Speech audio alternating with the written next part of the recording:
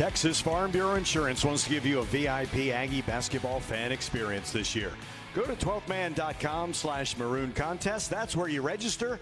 One winner and a guest will receive game tickets, a VIP tour of Reed Arena. You'll be recognized on the video board during the game. You get a signed basketball by Buzz Williams or Joni Taylor. Register today at 12thman.com/maroon contest. Texas Farm Bureau Insurance is a proud partner of Texas A&M Athletics. This is the Buzz Williams Show, and we're at Rudy's, 504 Harvey Road here in College Station. And we'll talk with the head coach in just a little bit, but we're going to get started. For the last couple of weeks, Jace Carter has been part of the media availability before games during this homestand. And there's always something that you catch, and if you get an opportunity to talk to Buzz about it. And Jace, in the last 2 weeks, talked about different things. The difference between how he rebounds now here at Texas A&M as opposed to what he did at UIC, the intentionality of playing the defense and how it helps the Aggies offense. And just in the last couple of weeks, I compiled some things that he said. So right now, here's Jace Carter on his toughness, his parents, rebounding, the fine line between winning and losing, and Buzz Williams. I think I said it last week. Buzz Williams is one of a kind. So wherever you go, you're not going to run into another guy like that. So, I mean, my freshman year, my sophomore year, I've always rebounded pretty well. I think it's just emphasized so much more here.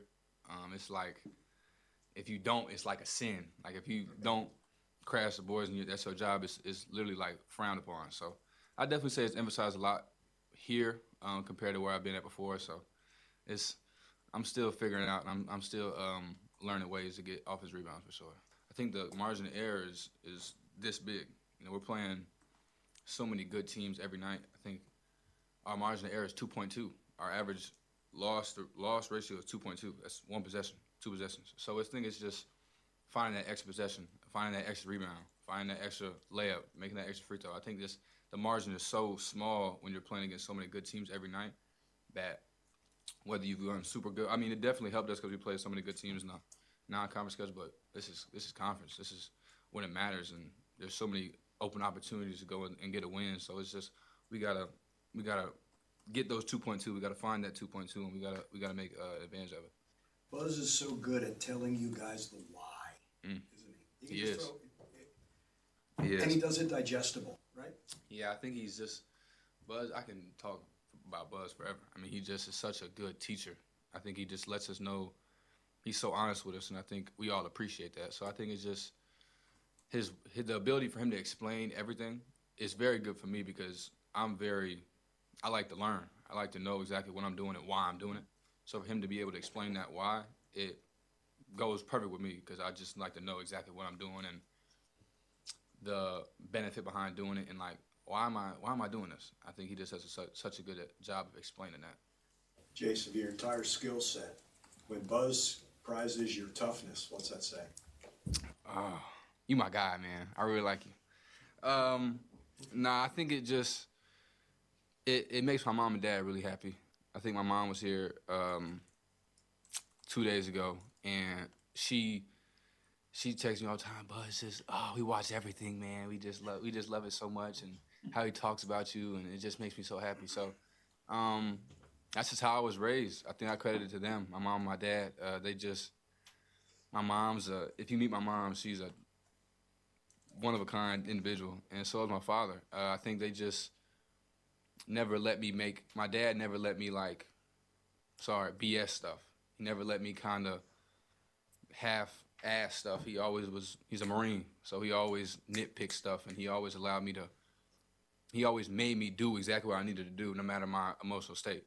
So credit to those people. I mean, I just love to play hard, and it's easy to play hard when you love your head coach so much. You know, you want to make him so proud, and you want to make your teammates proud. You don't want to let your teammates down. So I think that's really why I play hard. And my mom used to play too, so she played hard. I hear all about that kind of stuff, but it's really credit to them, and I just love Coach Williams so much that I'm gonna do whatever it takes for us to win. That is Jace Carter. And when we return, we talk with Buzz. Buzz Williams next. It's the Buzz Williams Show from Rudy's, and this is Aggie basketball from Learfield.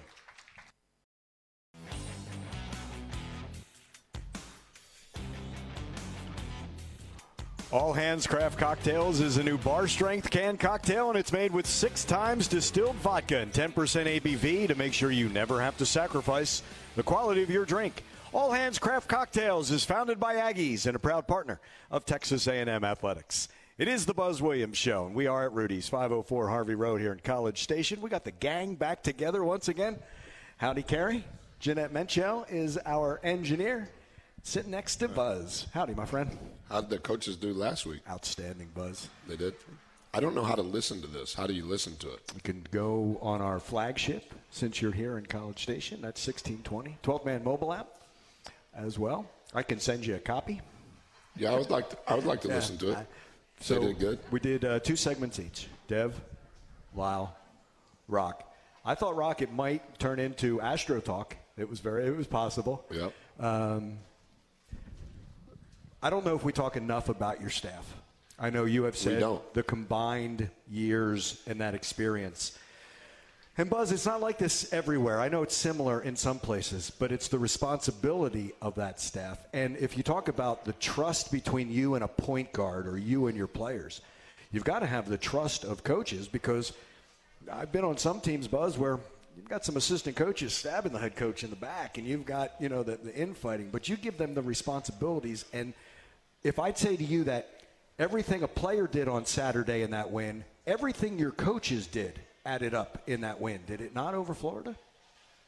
Yeah, it's 93 years of experience on our staff together, more than any Division I staff in the country. And there's 366 Division I schools, and I was 50 at the conclusion of last year, 51 going into this year with 93 years. So I'm for sure not the youngest, but there's about 200 coaches older than me that are head coaches, and obviously age is a part of that. But this is my 17th year as a head coach, and so to have 93 years of experience together wherever we've been, that's one of the numbers that I'm most proud of that nobody ever talks about, and nobody has to talk about it. It's personal to me because of the relationships with all of those people involved. I think our players would tell you we won the game on Florida because of their ability to execute what the staff generated in regards to this is how to beat Florida. There were some unique things that we did that I thought propelled us to the win. And within those unique things that we did, we had never done them before. And so to figure out what should those things be, to be able to teach something new, and then for the players to believe it and have the ability mentally and physically to execute it, I thought that was the reason why we won. And it was a huge game in many respects, and that's what makes Wednesday even bigger. And I think a lot of that had to do with the staff's decision on some of the unique things that we did. I thought there was a stretch in the first half against Missouri, Buzz, where the defense triggered that 23-2 run after falling behind. That was a stretch. But I thought in the second half against Florida, it seemed to me that the defense that was played and was so connected that Florida got out of what its rhythm is on offense and was still trying to figure it out. But it looked like 5 playing as 1 on defense.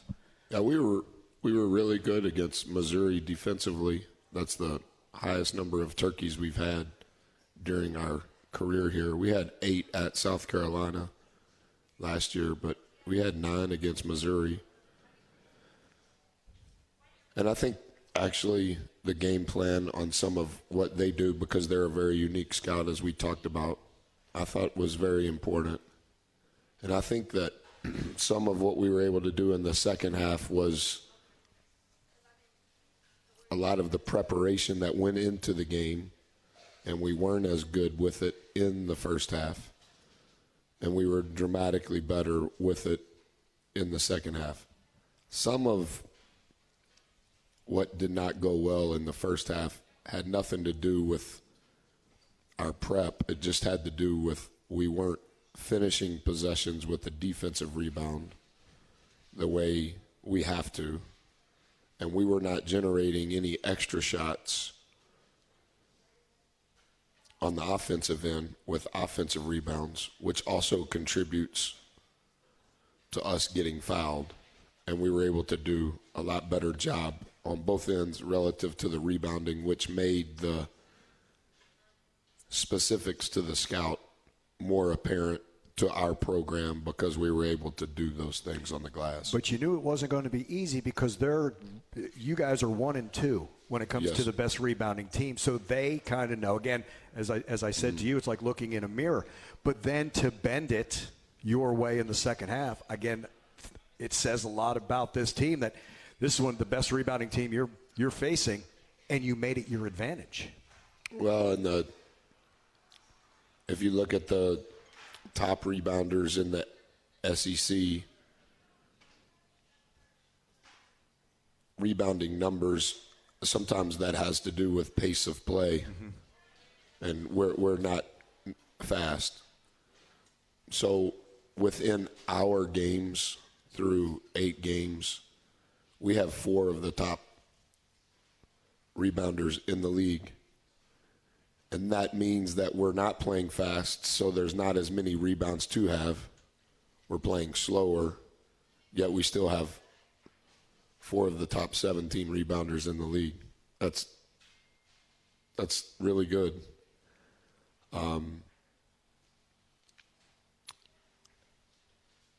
Going into the game, as we talked about pregame, I think we were winning the offensive rebound percentage, which negates pace of play. They're dramatically faster than we are.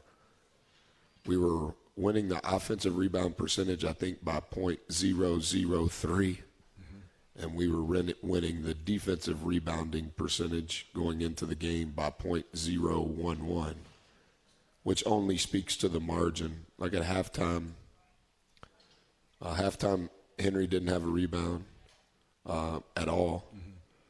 Andy didn't have an offensive rebound at all. Boots didn't have an offensive rebound at all. And I think I mentioned it to you and Coach post-game. At halftime, their forwards had more offensive rebounds than our forwards had defensive rebounds.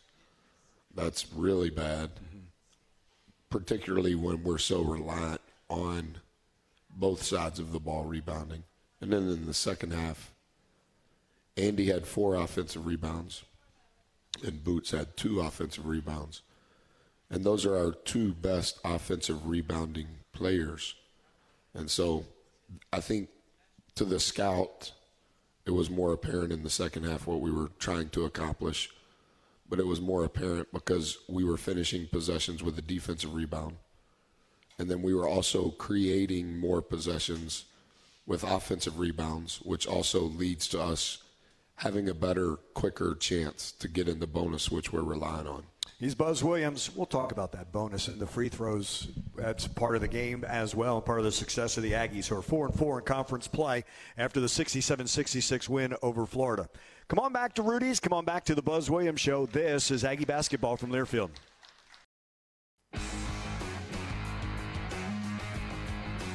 Howdy, Ags. Andrew Monaco here, inviting you all to visit Costa Vida Fresh Mexican Grill. Baja-style Mexican made from scratch daily. Serving breakfast tacos, lunch, and dinner. Aggie owned and operated. That's our friend Holly in South College Station. This is the Buzz Williams Show. We're at Rudy's Country Store and Barbecue, 504 Harvey Road here in College Station. Coming up this week for the Aggies, Wednesday nights at Missouri, when the Aggies started the 3-game homestand with. That will be an 8 o'clock tip in Columbia, 7:30 with our Dos Equis tip-off show. Then back at Reed Arena on Saturday, taking on Tennessee. The Aggies 4-4 in conference play after the win over Florida on Saturday. Buzz, you talked about getting to the line. With that, for this team, it's also defending without fouling. So if there is a free throw disparity, it can be because you're more aggressive. The other team, I thought Florida then settled for jump shots. And when you do that, you're not going to get those calls unless you don't close out or contest the right way. But what I love about defending without fouling, Buzz, doesn't mean that you can't be aggressive and can't play aggressive defense. This team has really learned the difference between how do I defend without putting that other player on the line. So I listened to all the post-game press conferences of every coach just because that's what I've done since I was a kid. And I don't like to talk about strategy too much, but I can give you this number and it'll help. We're number one in the SEC in defending the rim. Mm-hmm. And I understand, according to a lot of people, we need to be taller. But with our short guys in the SEC, we're number one at defending the rim. Also, in Division I, we're the 14th best team at defending the rim. I know we need to be taller, but with our short guys, we're 14th in the country at the percentage of shots we allow teams to shoot in the charge circle. Now, we have a method to that, and that method is unique in how we play defensively. So I'm not giving the strategy of that away. But we do, priority one, want to protect the rim. And thus far, through 8 conference games, we're the best in the league at that and 14th in the country at that. On that point, regardless of what post-game press conferences coaches have to say, most fouls occur when your team is in rotation. Mm-hmm. You're in rotation because no coach wants to allow shots at the rim. So to some degree, without explaining it all, we go ahead and get someone at the rim so that there's no confusion. And because of that, that prevents rim shots, which to some degree we hope prevents us fouling.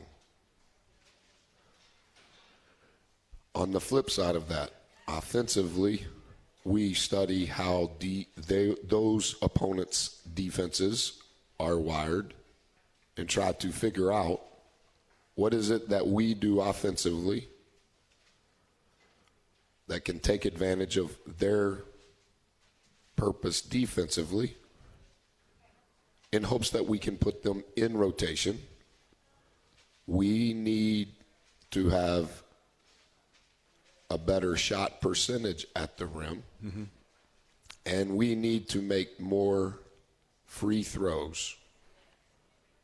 But we're number one in the league at getting fouled, and we're top 15 in the country nationally in getting fouled. We're number one in the league.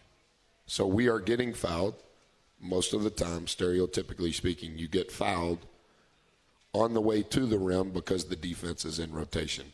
So a lot of times when you hear coaches complain about the disparity, the heart of the disparity is really this conversation we're having. But because Twitter is powerful and most people have no idea what you and I are currently talking about, they say that the officials are terrible.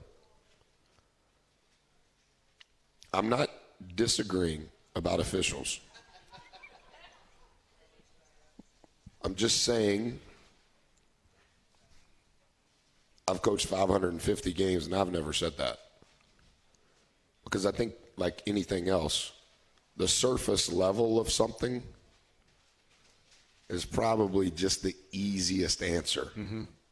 It may not be what the truth is. And so we, Texas A&M, need to hire more coaches that can help teach our guys how to make free throws. We need to hire more / better coaches, including the head coach, to help us make a higher percentage of layups. But the coaches we do have are doing a good job of helping us get fouled and of helping us shoot layups. Now we just need the application of the job title. We don't need help on how to get fouled or how to get to the layup point. We need help on how to make free throws and make layups. And defensively, we want to protect the rim so that we're not in rotation and so that we don't give up layups. So we've won 4 games. We've lost 4 games. Prior to Saturday, in our 3 wins, opponents, they have officials in those games too. Opponents shoot 13 free throws. In our 4 losses going into Saturday, officials are in those 2. They shoot 23 free throws. As I told you on Saturday, before the game, before I knew what the numbers of the Florida game were going to be, not saying I have the answers, nor am I saying I'm a good coach. I'm not saying that. But I mentioned to you that was going to be a key, that was an underlying number that nobody knew, that we spent talking to our guys about.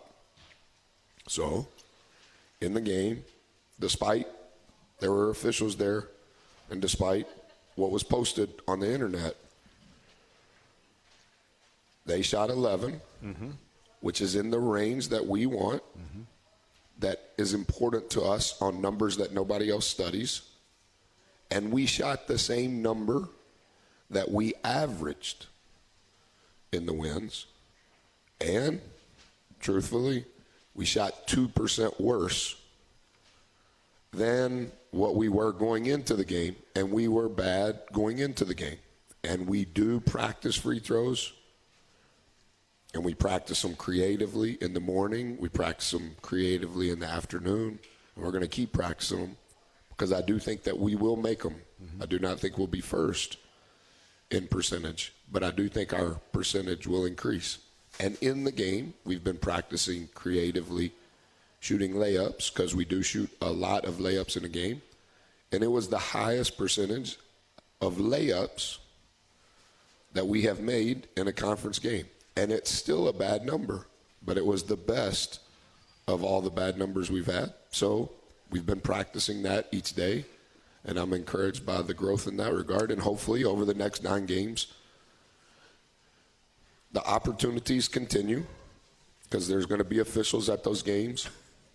And so we're going to continue to practice how to do those things, but just do them at a better rate. When you make the free throw, now you can get into your defensive set, the 1-2-2. When you get another team in foul trouble by drawing fouls, now they've got to rely on their bench. And for a lot of teams we play, Buzz, the bench players aren't as good as the starters. But the pace was in your favor, because instead of live ball turnovers, I think it's now 4 straight games, single-digit turnovers, if I'm not mistaken. By not having that broken floor, you can set up that defense. And again, Florida had to kind of figure it out. So they're not scoring in the first 6 or 12 seconds. Yes. They weren't even starting their offense in the first 12 seconds. That's how all of these things are interconnected. And it's not a formula, but it's for sure a portion of our recipe. And like Mo gets fouled at a higher rate than any player on our team. But Mo is shooting the worst from the free throw line. Mo can shoot free throws. Mo will make free throws.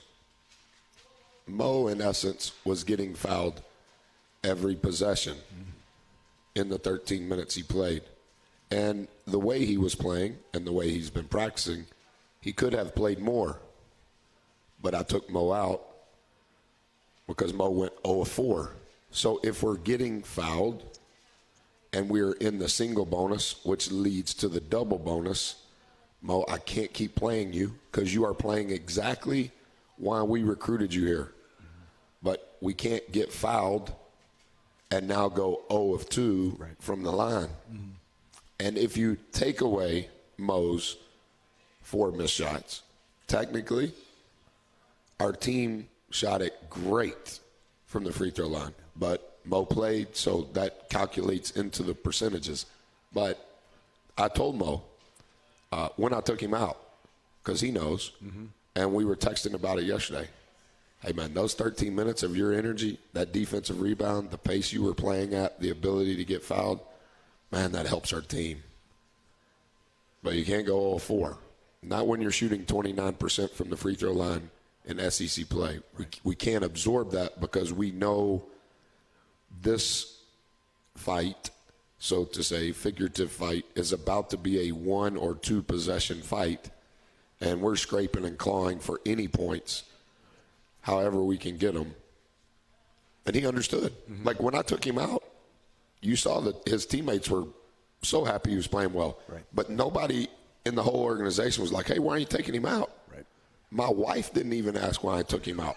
Like, she knows. Like, we didn't even talk about it. Hey, he was getting fouled. Yeah, I know. She didn't even bring it up. Like, everybody in our group, they know. He's Buzz Williams. Question for you from Ian when we return to the Buzz Williams Show here at Rudy's. This is Aggie basketball from Learfield.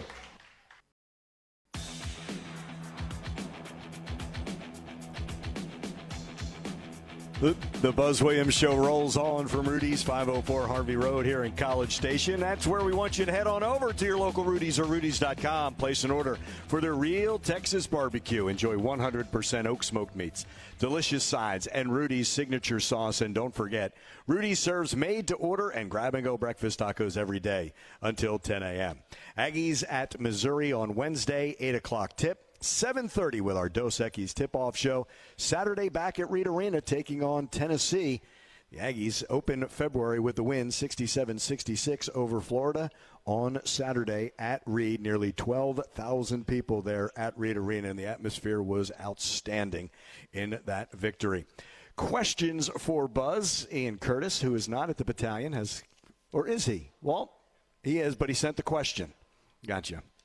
Buzz, what's a leading indicator of a player's development throughout a season?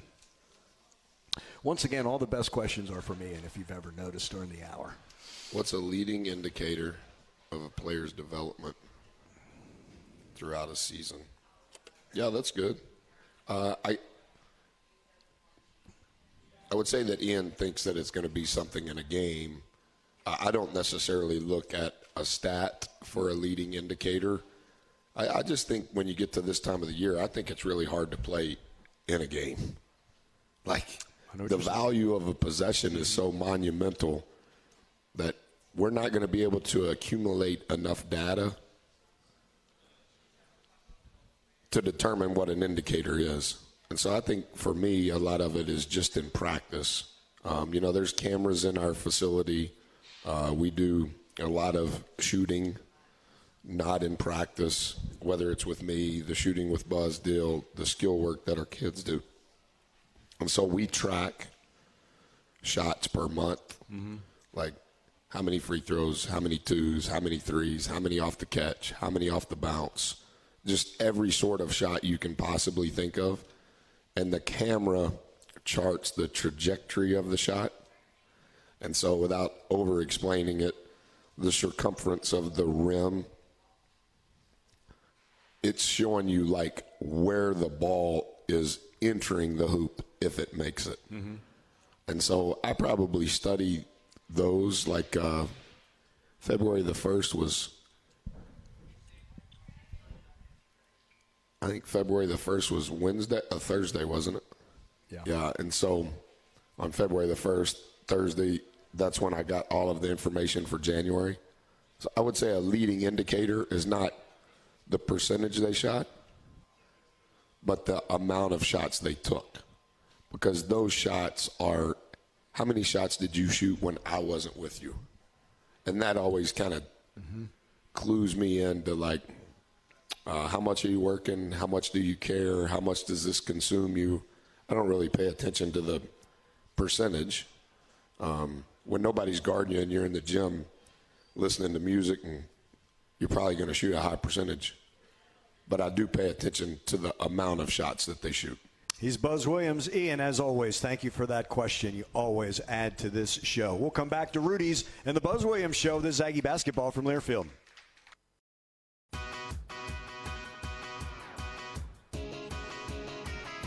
The Buzz Williams Show rolls on from Rudy's.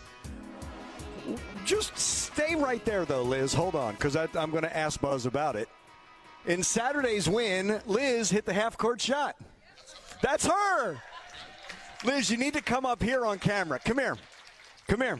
Yeah, she's gonna meet. So here's our camera because we're streaming behind the mic. This is Liz who hit the half-court shot. Huh? You want to see? Let me check. Let me see. You want to put the headset on so we can hear you? It's we're saying Buzz is saying there's 12 people. That it's one fewer because Laura's here because normally she's watching, but yeah, she's here, so that's few. I haven't looked yet. Will you put your headset on? Interview Liz. Do we have another headset? Well, give her mine. You want? Huh? What'd she say? It'll take her 5 seconds. All right, yeah, I'll get her another headset. Here you go. You sit right here, Liz. Yeah. Yeah. Liz, you didn't know you were going to do this, did you? No, yeah. I didn't know that's who it was. This is life. I saw Luke up here. This is part of Life with Buzz. Corey, this is Life with Buzz. Liz, where are you from? I'm from Carl. Oh, yeah, you're from Carl. Hold on. Do this. Yeah. Yeah. It's your show. Because I can interview better than Monaco anyway. Can y'all hear me? Liz, you're from Kerrville, I Yes, remember. sir. Which high school did you go to? Tyvee. And is that the high school that Johnny went to? That is. Yeah, and so what year did you graduate? 2020. So what year are you in school here at A&M? I'm a senior, but I actually don't go to A&M. I do online. Oh, they told me you were an A&M student. They did. So are you not supposed to be eligible to shoot the half-court shot? No, I am. I read the rules. And the rules said? They said it had nothing to do with Texas A&M student? Nothing. Oh, well, they had the media, which you should never rely on the media. They told me that you were a Texas A&M student. No, sir. So why were you at the game? My friends, they go to A&M. So I was just going to support. And so you are in college, just not at Texas A&M? Yes, sir. And had you ever been to a Texas A&M game before? Yeah, the week prior was my first one. So you're 1-1? Mm-hmm. We could have used the 3 that you made last weekend, to force it into overtime. Sorry. Sorry. And who gave you the $1,000? Texas A&M? They've already given it to you? No, sir. Okay, so you're not a Texas A&M student. I said I would match it, and I wrote a check to you this morning. You're the only one so far. Goodness gracious. Thank you. We have a lot of institutional problems that need to be recognized. Is that right? Oh. Did you get the $1,000 check I gave you? Yes, sir. I did. Okay, Thank so you.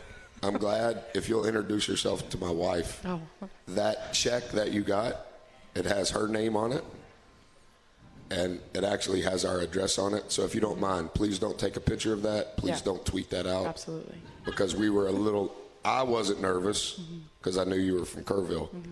But we don't need any more publicity about where we live or who my wife is or any of that. Well, I appreciate y'all. Because I write like one check per 9 years. Yeah. That's the first check I've written in forever. Let me just add this.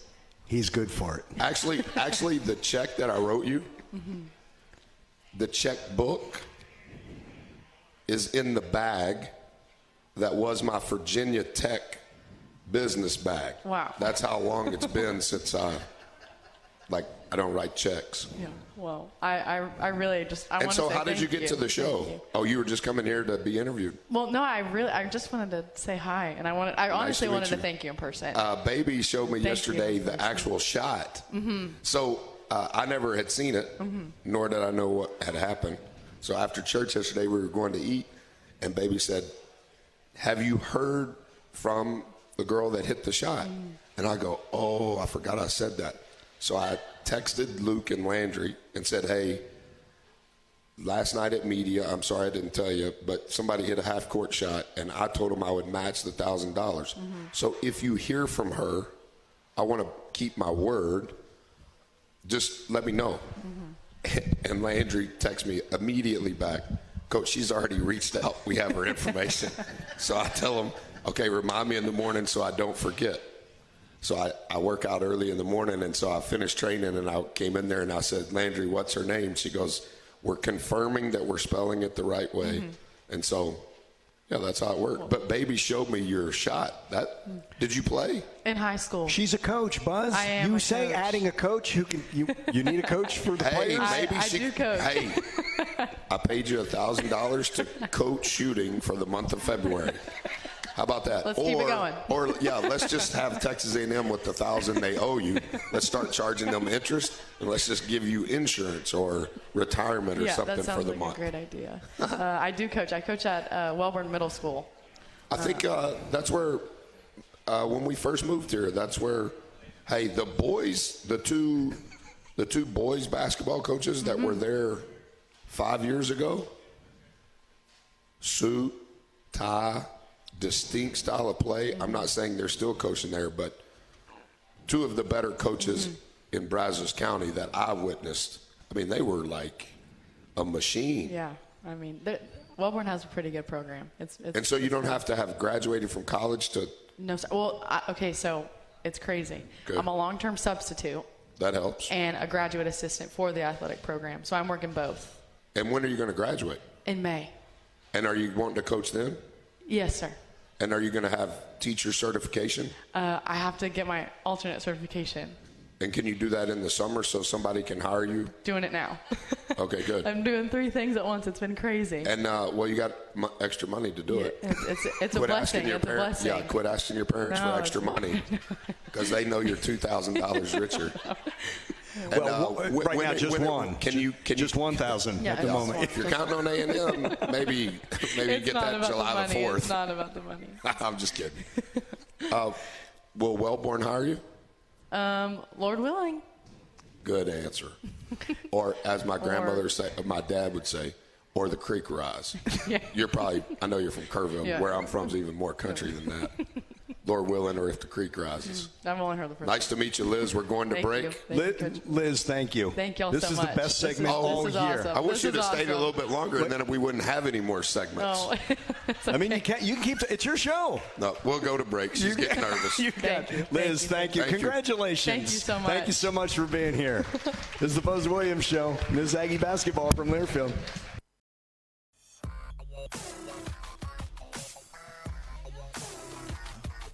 Liz, thank you so much for being here. Outstanding. That was the best segment of the Buzz Williams Show. It was the best segment because Buzz ran it. I was not in it.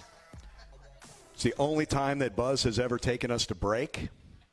Buzz tried to time it, so we didn't have to. We just had to come back and say goodbye. Buzz is trying to talk. Jeanette, Buzz is trying to talk. Does he need? I got the. Oh, you got it? Okay. I may have put on the wrong ones. Okay. Can we on the however Facebook works? I don't have it, but can you put a clip of her making the shot on the Facebook page? I think not right now. Like I can't. But somebody. I mean, if you Google half court A&M, first thing that comes up is Liz. It's right there. It's all over. This is where social media is good. Yeah. Right. For someone like Liz. Yeah. You know I'm what I mean? sure it's good for a lot of people. We talk about the rat poison. It's just not good for my heart or my brain. No, absolutely not. I'll start looking at it when the season's over and everybody says it. Nobody's worried about us. Yeah. But how much fun is that? I mean, I know you're coaching, Buzz. I know you're in a huddle, but that's the fun part about Reed Arena when there's 12,000 in there. And again, I thought the ambiance was fantastic on Saturday. I actually thought it was really good the previous Saturday. Yes, I agree. I agree. But I didn't know what had taken place. It's not like our kids are going to tell me at the 8-minute timeout when it's 55-50 and we're down. Hey, Coach, you see that girl? She just hit a half-court shot. You know what I mean? Yeah. Now, I think they probably knew, but until whoever it was that mentioned it, who mentioned it, Travis? Brent? I think Brent's the one that said something. I didn't even know. It was just, to me, it made it so much fun, especially in the second. When Baby showed it to me yesterday, and the crowd went berserk as they should have. Yeah, it was good. Hey, by the way, 25 people now. Or I think Liz is what's driving this. Liz went from 12 to 25. I don't even know if it was 12. I never did. Yeah, that's just me. That's my guesstimate. Yeah. Well, Lars not here, but Kevin Menchow's watching. So Jeanette's here for him, engineering. And how long is Kevin going to be off? I thought it had something to do when Missouri played us. That was 3 weeks ago. We got the A crew is what we have. Yeah. It's that simple, right? Fair enough. Look at the smile. I love that you actually looked at the phone and said, let's go to break. Well, I knew you had two. Didn't you have 2 commercials left? Yeah. So I knew we were going to get in the bind. That's good. You told and me. I didn't want Liz to feel like I was just wasting her time. She had to carry it. Be effective and efficient in our communication. Let's move on. Absolutely. Yeah. Hey, you know what? We ran out of time, Buzz. Imagine That's it. Thank you. Just a blast, my friend. Thank you so much. Yes, sir. He's Buzz Williams, head coach, fighting Texas Aggies. They will be at Missouri on Wednesday, the 8 o'clock tip against the Tigers. And we'll join you at 7:30 with the Dos Equis tip-off show. And then on Saturday, back at Reed Arena. We'll see you back at Reed, Pack Reed once again. The special atmosphere last Saturday against Florida helped deliver that 67-66 win over the Gators. Let's pack Reed once again. But first things first, heading on the road and taking on a Missouri Tiger team, 0-9 in conference play. So second game, mirror opponent. Aggies won that first meeting by 6. And now they'll have to be even better to be on the road. We keep mentioning Jeanette Menschow. She is the engineer of the Buzz Williams Show here at Rudy's. My thanks to her and to Kevin as well, to Morgan Woods and Mike Henderson, who produce the Buzz Williams Show in our Learfield studios, with a cameo from the inimitable Tony O'Neill. I'm Andrew Monaco. Our thanks to Liz for joining us. For head coach Buzz Williams, we thank you for joining us. Thanks and gig 'em. This is Aggie Basketball from Learfield.